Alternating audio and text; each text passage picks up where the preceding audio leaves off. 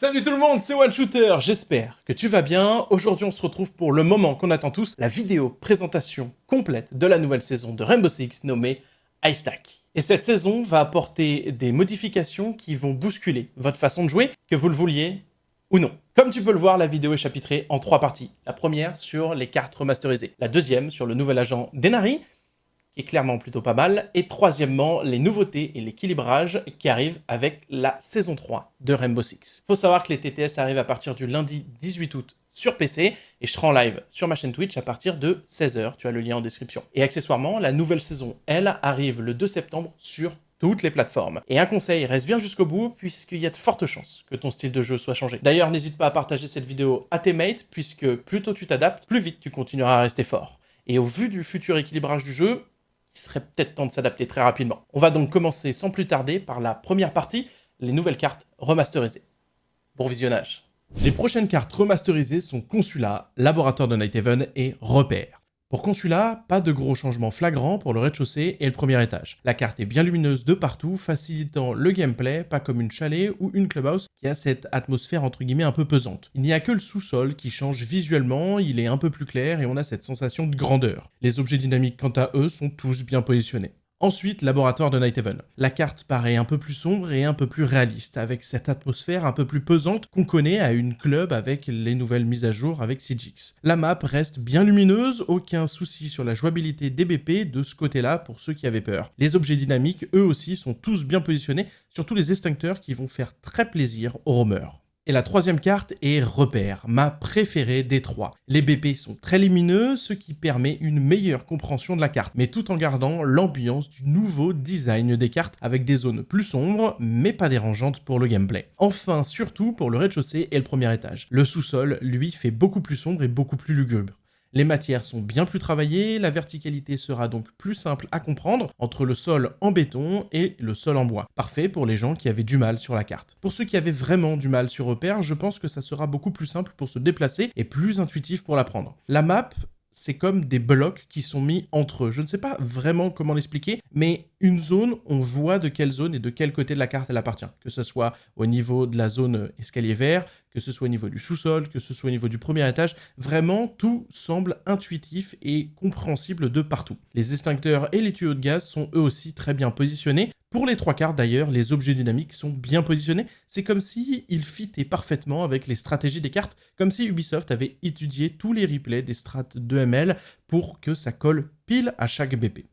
La deuxième partie de cette vidéo est la présentation du nouvel agent Denari. Enfin, un nouvel agent arrive dans Rainbow Six, le dernier remonté tout de même à l'AIR-10 S1, et donc ce nouvel agent se nomme Denari. Agent de défense suisse, en armement vous serez gâté puisque vous aurez le choix entre la Scorpion Evo 3 ou bien la FMG9. En arme secondaire, vous aurez le choix entre le Glaive 12, c'est une nouvelle arme, fusil à pompe type slug, semi-automatique avec un chargeur de 4 coups. Vous aurez une grosse cadence de tir, ce qui pourra vous sauver la vie en cas de besoin ou bien de faire des trous beaucoup plus facilement. Et de gros dégâts car l'arme fait quand même 63 de dégâts. Il n'y aura pas d'ACOG car c'est une arme secondaire, mais à moyenne et courte distance, ça va faire mal, même sur de la longue distance si vous avez un bon shoot. Cette arme peut être très efficace. Sinon, en deuxième arme, vous aurez le P226 MK25. Et en gadget, vous aurez le choix entre bouclier balistique ou bloqueur d'observation. Ses statistiques sont 3 de vitesse et 1 de protection, et son accessoire, lui, s'appelle le connecteur PIRT, et vous en aurez 7 au total. La définition en jeu est la suivante.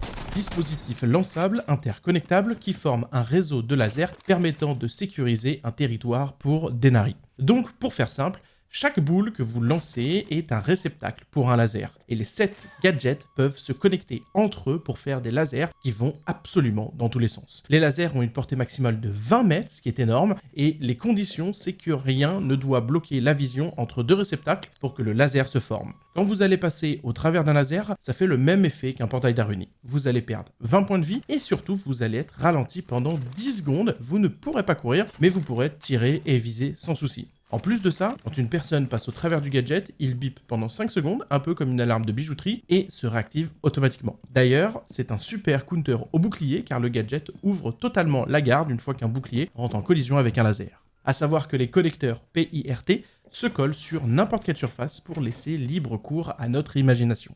Même si l'opérateur a plusieurs counters, l'agent est super fort. 20 de dégâts, c'est énorme, bien mis, ça peut vite devenir incontournable, car 20 mètres de portée, c'est super grand entre deux réceptacles. En voyant le gadget, ça m'a donné plein d'idées de setup, et vu que le gadget se réactive tout seul, assez rapidement en plus, il peut vite devenir un indispensable à la défense. Alors oui, des persos comme Twitch, Brava, les IEM, n'importe quel dégât et bien d'autres peut en venir à bout du gadget de Denari, mais je pense que dans le futur, il subira un léger nerf. Par contre, je comprends mieux Ubisoft quand ils nous l'ont teasé pour dire que même dans le mode dual front, il sera très pratique. Bien entendu, vous me connaissez et je vais vous préparer une vidéo comment bien jouer Denari au top du top, avec un max de setup pour le rendre indispensable. Alors pense à t'abonner avec la petite cloche pour ne pas louper les prochaines vidéos. Et d'ailleurs, autre info, le gadget fait 20 de dégâts par laser touché. Donc ça peut vite faire très mal si vous avez le malheur d'en toucher 3-4 à la fois. Il va vite devenir, je pense, un incontournable de la méta-piège et de l'antifast par excellence, même si je pense que sur long terme, il risquerait de subir quand même un léger nerf, du moins je l'espère. Maintenant qu'on a vu le nouvel agent ainsi que les 3 cartes remasterisées, quelles sont les nouveautés que nous réserve Ubisoft pour la IR10 S3 ? Premièrement, la Siege Cup reçoit une mise à jour. À partir de la saison 3, la Siege Cup, ce sera tous les week-ends, et en plus de ça, on pourra inspecter les équipes adverses, on pourra voir les infos sur le KOST, ou bien leur style de jeu, histoire de pouvoir un peu mieux préparer le match avant qu'il se lance, et de préparer les bans. Pour les gens qui aiment la Siege Cup pour le côté beaucoup plus tryhard que la ranked, vous voilà servi. En plus de ça, ils ajoutent des nouveaux objets dans la boutique, ainsi que de nouveaux défis et des nouveaux badges. D'ailleurs, en parlant d'e-sport, le menu e-sport lui aussi reçoit une grosse mise à jour. On pourra avoir plus d'informations sur l'historique des matchs, les points pour le Six Invitational, les infos sur les ligues, comment le classement a évolué, les victoires ainsi que les défaites et plein d'autres stats. Il devient un peu un Liquipédia pour ceux qui ont l'image, mais en jeu, ce qui est très très pratique. Et bien entendu, quand il y a des matchs e-sport de ML, de Major ou bien de Six Invitational, voire même de WC récemment, c'est sur la chaîne de Tonton Shooter sur Twitch.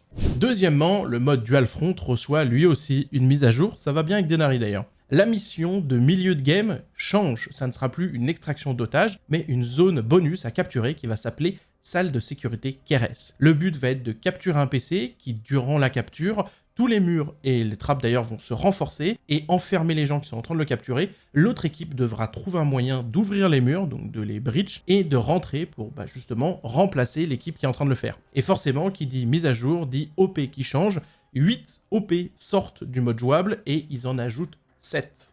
Troisièmement, un point est fait sur l'anti-cheat et la toxicité, car actuellement c'est un vrai fléau, je me devais le placer dans cette vidéo, et au moment où j'écris d'ailleurs cette vidéo, une news est sortie sur le site d'Ubisoft. Je pense d'ailleurs vous en faire une vidéo dédiée pour ceux que ça intéresse, n'hésitez pas à me le dire en commentaire. Tout d'abord, vis-à-vis du R6 Shield Guard, ils vont le mettre à jour. Il va évoluer pour être plus précis et moins perturbateur, ainsi que mieux détecter les tricheurs. Ils apportent des améliorations majeures à leur système de mise à jour en direct, permettant des mises à jour de sécurité encore plus ciblées, réduisant les frictions pour les joueurs et simplifiant la diffusion des mises à jour de sécurité pour lutter contre la triche. Leur but est de le rendre donc plus précis, c'est grâce aux stats qu'ils ont accumulés durant la saison 2. Et j'ai envie de dire, avec l'été qu'on a passé au vu du nombre de cheaters, je pense que là en termes de stats, ils ont de quoi faire pour 10 ans. Réduisant donc ainsi les faux positifs, parce que ça il l'avait dit récemment, et surtout les soucis des gens qu'ils avaient avec des crashs sans pouvoir se reconnecter. C'était dû à l'anti-cheat en fait qui faisait que la mise à jour auto de l'anti-cheat se faisait, mais ça faisait crash votre jeu et vous pouviez plus vous reconnecter. Donc là, il y aura beaucoup moins de faux positifs et ils ont corrigé tous ces petits bugs là. Ils bossent aussi sur la prochaine version du Mousetrap, ça c'est pour mes amis console, qui va être axée sur la détection de no recoil qui devrait arriver plus tard sur console. Donc ils veulent vraiment beaucoup plus focus les no recoil, donc les Cronus, Xim et autres conneries dans le genre. Et d'ailleurs, pareil sur PC, ils commencent aussi à focus les logiciels type macro pour les no recoil. Enfin, on va commencer à s'attaquer au fameux closet. Concernant l'antitoxicité, ils ajoutent pour le vocal d'autres options de report ainsi qu'un système de modération en jeu. Souvent, vous pouvez être report à tort par des rageux alors qu'on communique. Ça vous est arrivé, ça m'est arrivé, et en plus ça fait baisser notre note globale et généralement vous n'avez plus envie de communiquer. Ils veulent donc inciter les gens à communiquer en bien dans la game et surtout faire taire les haters qui fait que chouiner et qui abusent sur le report. Et j'ai hâte d'ailleurs de tester ça car c'est relou de te faire report alors que tu donnes des calls. D'ailleurs accessoirement si les gens ont tendance à trop fake report, et ben ils ne pourront plus report, ce qui est une très bonne chose. Dites-moi d'ailleurs si vous voulez une vidéo complète sur la news qu'Ubisoft a sortie récemment, sinon je vous la mets aussi en description pour les plus curieux qui veulent un peu se documenter. La news est en description. Quatrièmement, on va finir la vidéo en beauté avec l'équilibrage qui arrive en saison 3. Et croyez-moi, il y a des persos qui vont devenir méta et des habitudes qui vont changer. Tout d'abord, concernant les boucliers balistiques. Maintenant, quand les joueurs vont lancer leur stuff, fumigène, flash, grenade frag, peu importe, ils seront légèrement exposés, ce qui permettra de leur tirer dessus et donc de leur mettre quelques dégâts. Ensuite, un gros nerf arrive pour Blackbeard.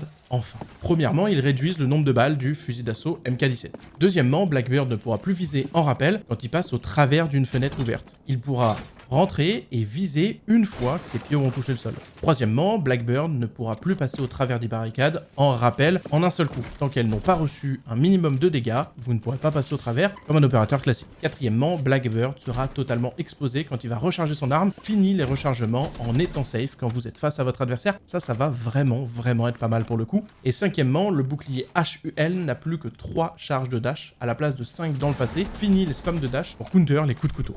Autre changement, mais cette fois-ci pour la défense. Il est vrai, il supprime les ACOG des agents comme Doc, Rook, Frost, Echo, Tachenka et Castle. Les seuls ACOG qui vont rester en défense, ça va être sur les DMR, donc Aruni, Tubarao, et les fusils à pompe type Slug, comme celui de Maestro ou bien celui de Goyo. D'ailleurs, Striker et Sentry se voient tous les deux ajouter une arme principale. Striker lui aura un SR25, donc un DMR en plus, et Sentry lui aura le TCSG12 en défense avec l'ACOG. Et oui, je sais, les ACOG, c'est fini pour la défense. Autre très gros changement sur le jeu, ils réduisent grandement le recul de la Reaper MK2. La secondaire de Rohra, elle va devenir vraiment beaucoup plus jouable et beaucoup plus agréable. Et en plus de ça, ils ajoutent de nouveaux agents, et oui, 5 au total. Oryx, Pulse, Sledge, Rook et Ying auront le Reaper MK2 en arme secondaire. Oui, à tout moment, on va voir arriver dans la méta Ying Pompe plus Reaper MK2 beaucoup plus souvent, voire même Rook Pompe ou Pulse Pompe, soyons fous. D'un point de vue nouveau feeling pour la Reaper MK2, elle se comporte un peu comme un bearing pour moi. Elle a quand même un peu plus de recul que la SMG11, il part légèrement en diagonale, arrive à la moitié du chargeur, mais il reste quand même très facilement jouable et très facilement contrable, pas de panique. Donc je pense que des persos avec la Reaper MK2 vont se voir beaucoup plus popularisé. Et autre changement sur les agents, pour Echo, il passe en 2-2, vu qu'il a plus d'ACOG. Pour Fenrir, il lui retire son Bailiff, car son pouvoir de tempo et de remodeler la carte était beaucoup trop fort aux yeux d'Ubisoft. Pour Lésion, la suppression du Super Shorty arrive, puisque le combo piège plus remodeler la carte est beaucoup trop fort. Il le transfère par contre sur l'agent Wamei, ce qui va être très intéressant. Et pour Rook, en plus d'avoir le Reaper MK2, ils lui ont ajouté le C4. Oui, non mais ils ont pété les plombs chez Ubisoft, j'ai pas d'autres mots. Voilà, on pourra avoir un Rook, Pompe, C4, Reaper MK2, Rainbow Six en 2025. C'était tous les principaux changements, il en reste quelques petits trucs, mais je vous laisserai les découvrir en jeu et sur ma vidéo patch note. D'ailleurs, la vidéo patch note, elle sortira en même temps que la nouvelle saison, c'est-à-dire le 2 septembre. Sinon, j'espère que cette vidéo t'a plu. Si c'est le cas, tu n'oublies pas le pouce bleu et de la partager, c'est extrêmement important pour le développement de la chaîne. Abonne-toi et n'hésite pas à me dire en commentaire ton avis sur cette mise à jour, même si, comme d'habitude, attendez de le tester, il peut encore avoir quelques petits réajustements. Et bien entendu, t'oublie pas le code créateur dans la boutique. Sur ce, je vais dire peace, ragez pas trop, à la prochaine et bisous.